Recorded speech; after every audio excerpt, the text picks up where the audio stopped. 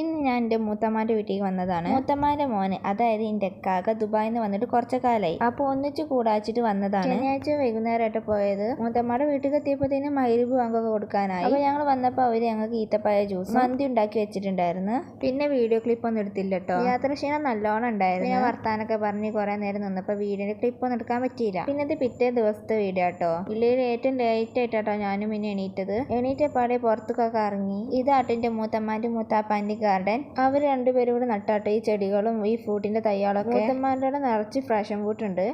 എത്രത്തോളം വീഡിയോയിൽ കണ്ടെന്ന് അറിയില്ല. മുന്തിരി ഉണ്ടായിരുന്നു, അത് എടുക്കാൻ മറന്നതാണ്. കുഞ്ഞു കുഞ്ഞു മരത്തുമ്മ ചക്കകളൊക്കെ ഉണ്ടായിട്ടുണ്ടായിരുന്നു. ഓൾമോസ്റ്റ് എല്ലാ ചെടികളും എല്ലാ ഫ്രൂട്ടുകളും ഇവരെ വീട്ടിലുണ്ട്.